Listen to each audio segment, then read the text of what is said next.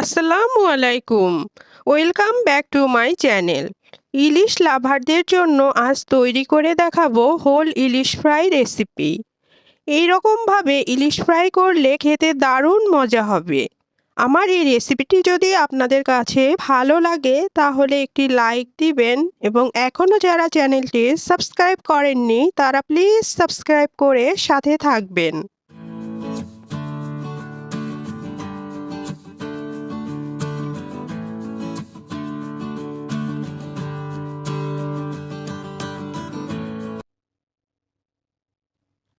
Whole ইলিশ fry করার জন্য আমি এরকম সাইজের 4টি ইলিশ মাছ নিয়ে নিয়েছি।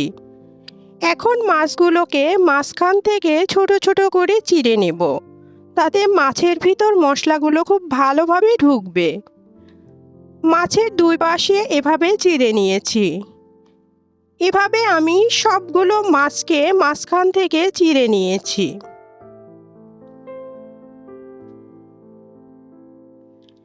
এখন সবগুলো মাছে মশলা মাখিয়ে নেব। এজন্য 2 টেবিল চামচ মরিচ গুঁড়া, 1 টেবিল চামচ হলুদ গুঁড়া,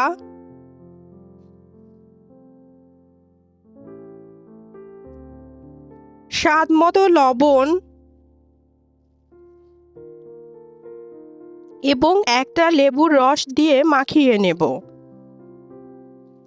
আদা রসুন এবং অন্য কোনো মশলা ইউজ করব না, তাহলে ইলিশের যে নিজস্ব একটা ফ্লেভার আছে তা নষ্ট হয়ে যাবে।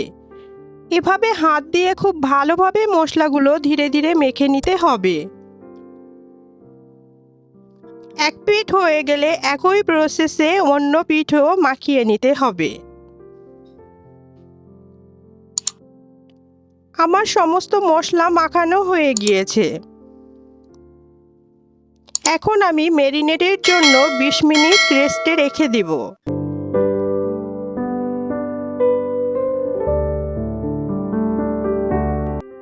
20 মিনিট পর ভাজার জন্য প্যানে 1 কাপের মতো তেল দিয়ে দিলাম।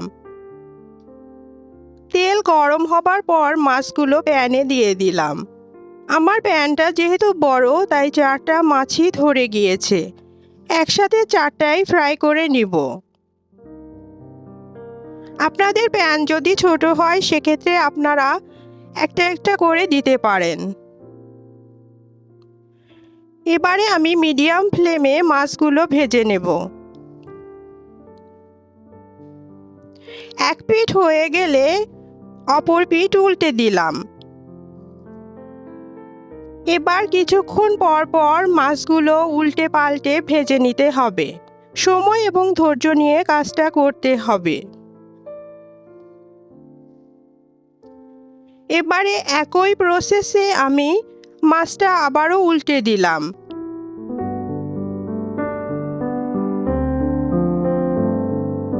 এভাবে কিছুক্ষণ পর পর উল্টে পাল্টে ভেজে নিতে হবে।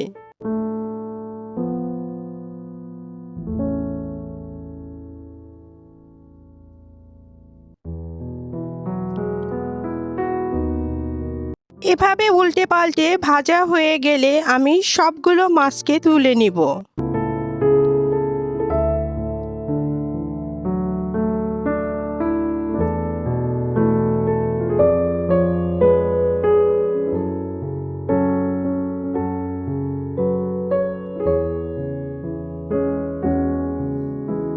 সবগুলো মাছ আমি তুলে ফেললাম। এখন ওই মাছ ভাজা তেলের ভিতরেই 3-4টা শুকনো মরিচ ফ্রাই করে নেব। এবার এতে 1 কাপের মতো পেঁয়াজ কুচি বেরেস্তার মতো বাদামি করে ভেজে নিব।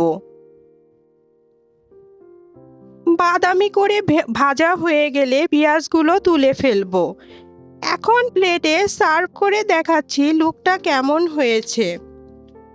এই হোল ফিশ ফ্রাই পোলাও, সাদা ভাত ও নান রুটি দিয়ে খেতে অসাধারণ লাগে। বাসায় অবশ্যই ট্রাই করবেন, তাহলে আসল স্বাদ বুঝতে পারবেন। আবারও বলছি, যদি রেসিপিটি ভালো লাগে তাহলে এখনও যারা আমার চ্যানেলটি সাবস্ক্রাইব করেননি তারা প্লিজ সাবস্ক্রাইব করে নেবেন। সবাই ভালো থাকুন, সুস্থ এবং নিরাপদে থাকুন। আল্লাহ হাফেজ।